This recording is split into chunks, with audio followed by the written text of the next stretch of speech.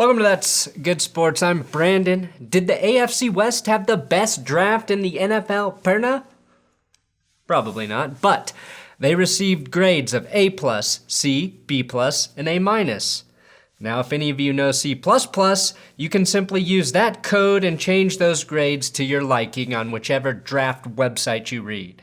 I cross-checked those grades with another website that dished out an A-, a D, a B, and a B-, which is pretty close. So today I'll reveal which AFC West teams got those grades and power rank this division based on the draft editions and free agent editions. I already broke down the first 3 rounds of the Broncos draft in this video, so if you want that sexy talk, it's right there. But today's mostly about those draft editions. Power rank. Whew, that's good sports.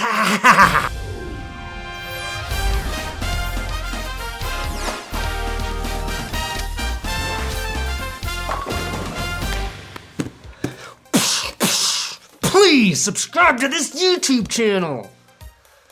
If you like football news, I've been described as the dipshit of NFL news. Today's episode, though, is sponsored by MagicSpoon.com/thatsgood. They say you are what you eat. Well, then I must be Magic Spoon cereal. Magic Spoon brought cereal back into my life because I stopped eating it years ago once I learned cereal was essentially sugar disguised as breakfast food. Magic Spoon set out to create a healthy cereal that's also packed with protein, 0 grams of sugar, 14 grams of protein, just 4 net grams of carbs, and only 140 calories, so I would say they stuck the landing.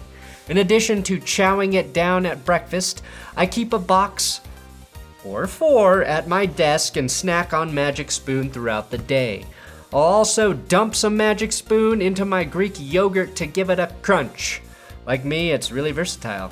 So click my link below and you can build your own variety box with my code THAT'SGOOD for $5 off. Try all of their flavors, cocoa, fruity, frosted, peanut butter, plus cinnamon and blueberry, and keep an eye out for when they drop limited edition flavors. In Canada, Magic Spoon is now shipping to you. Okay, so the C and D grades belong to the Raiders. When the Raiders make a draft selection, instead of hearing this sound, with the 4th pick in the 2019 NFL Draft, we should hear, the Oakland Raiders select Clelin Ferrell, defensive end, Clemson. Still at the bottom of the AFC West power rankings is the Las Vegas Raiders. You thought a Broncos fan was gonna put his own team at the bottom even though they did finish with the worst record in the AFC West? Shut up, Las Vegas. The Raiders lost 5 of their final 7 games, including a 43-6 shellacking by the Falcons. Plus that win against the Jets doesn't really count because Greg Williams decided to end his career so you could win 1 game. To top it off, the Raiders are the only AFC West team that many believe actually got worse during free agency.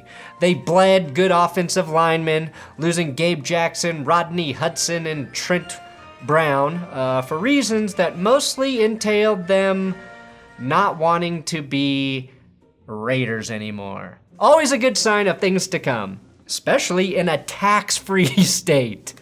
Naturally, the Raiders addressed that need by taking Alabama's Alex Leatherwood, a 2nd-round tackle, in the 1st round. Then, they tweeted that they don't care what the so-called experts think. You know who was one of those so-called experts? Your fucking GM, Mike Mayock. That was literally his job before you hired him, so clearly you do care what they think.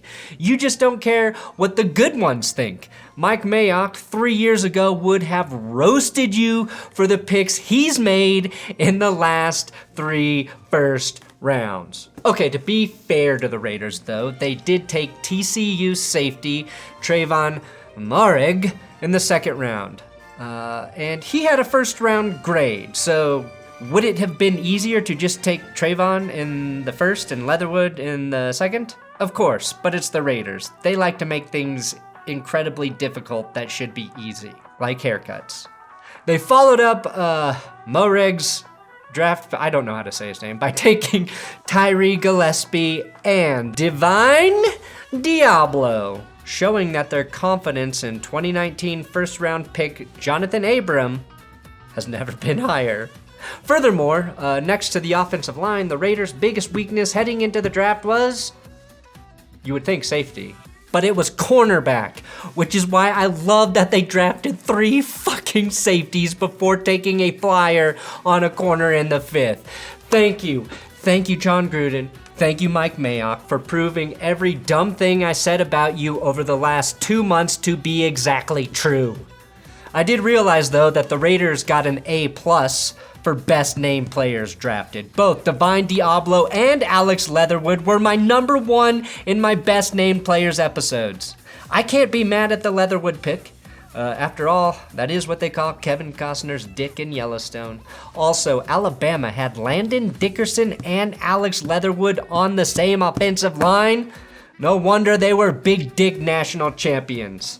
The Broncos had an A and a B grade. Sadly, I think my Denver Broncos are sitting as 3rd worst. Unless they get Aaron Rodgers, of course, at which point the Chiefs can prepare to take a back seat with the Chargers as Denver reigns supreme. What does Rodgers want to do? Oh yeah, make Patrick Mahomes and the Chiefs a scrappy wildcard team every year according to Rich Eisen, which Rodgers definitely would do. And I heard he would happily go to Denver because they've got the weapons, they've got the spot. He doesn't care that it's in Mahomes' division. He would actually love to personally beat Mahomes. He would love to send Mahomes to the wild card every single year. This is what I've been told. That said, the Broncos did cut Jeff Driscoll, which is why they jumped the Raiders. Classic addition by subtraction. Had the Denver Broncos drafted Justin Fields, this is probably still where I would have them ranked, if I'm being honest. I think in terms of actual picks, Denver had the best draft in the AFC West, but since they're the only team with huge questions at the QB position, I can't rank them higher until they fucking fix that. And even Justin Fields would probably would have struggled at least year 1 with the team. Now the Broncos did make a good PR move after they passed up on Justin Fields in the 1st round. Then they came back in the 5th round and grabbed safety Jamar Johnson, who picked off Justin Fields twice when Ohio State played Indiana in 2020. This was a subtle reminder that Justin Fields was not the perfect prospect some people made him out to be. Certainly not me. And when the Broncos do eventually play the Bears, you have Fields' kryptonite in the secondary. Now, a sleeper pick might be Auburn wide receiver Seth Williams, who after being relentlessly trash-talked, just owned this Little Miss State corner on the ensuing play to the tune of 6 points and a giant fuck you. Chargers cornerback Chris Harris, still sounds weird to say that, really liked this pick, and I personally thank Chris Harris Jr. for helping train the next great Broncos receiver.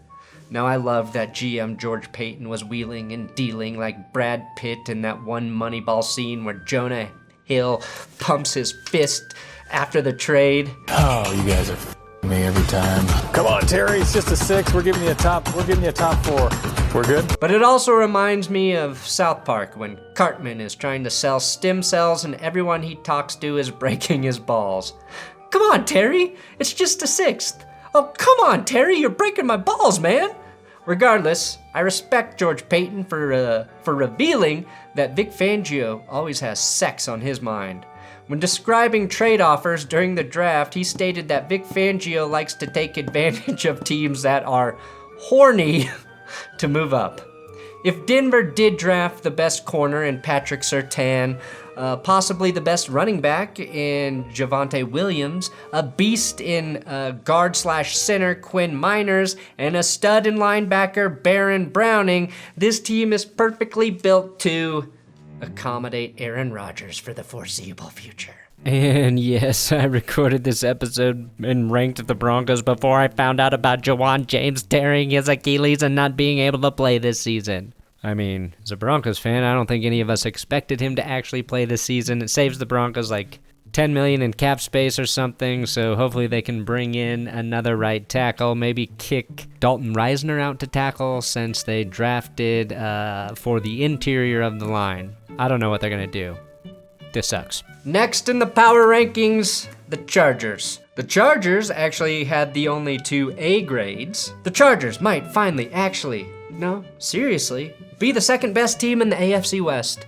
Every year, NFL experts fall in love with the Chargers roster, pick them to be a sleeper team, and every year, key players on their defense get hurt and they underperform.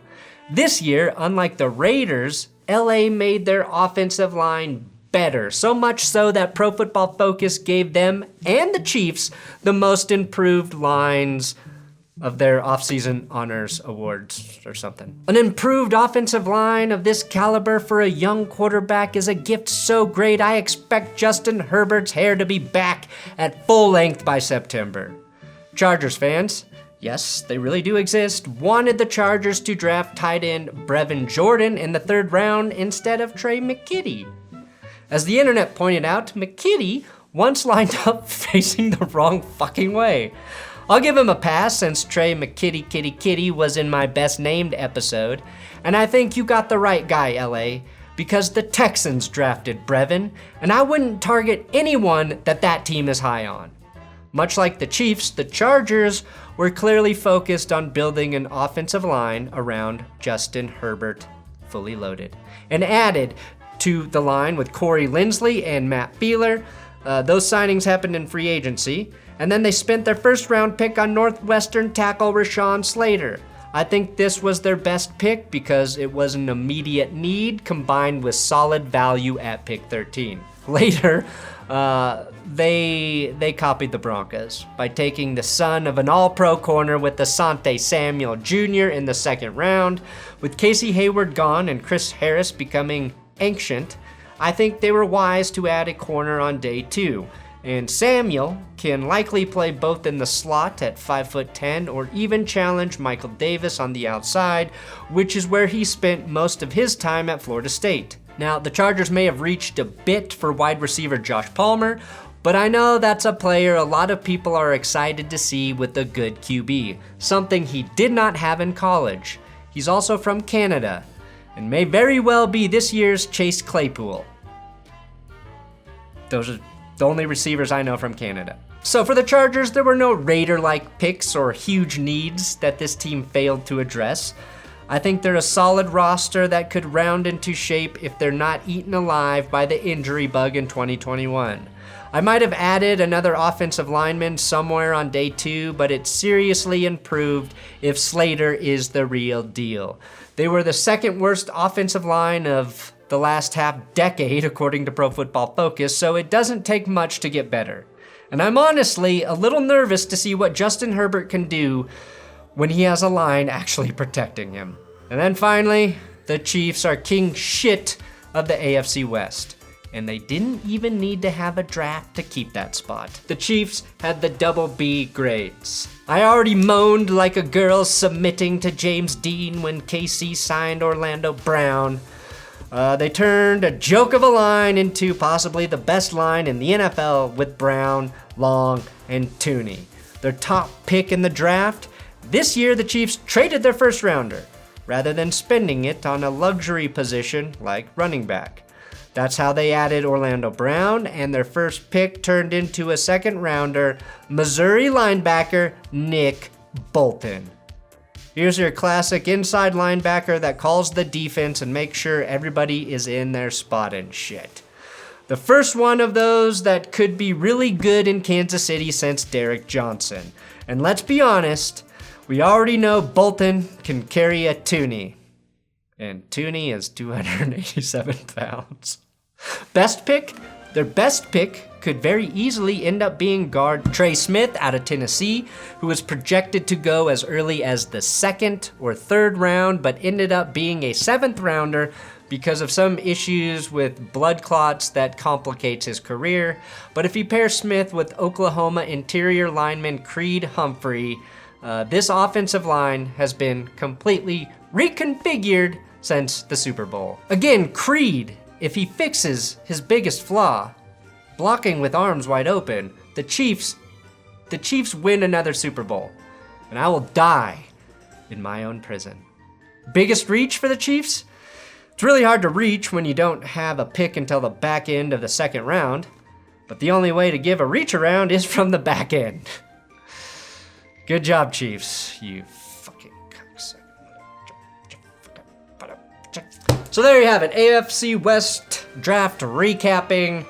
Chiefs number 1, Chargers number 2, Broncos number 3, Raiders number 4, until the Broncos get Aaron Rodgers, which I will into existence by tweeting about it every day until it happens. Thanks for watching That's Good Sports. Please subscribe here.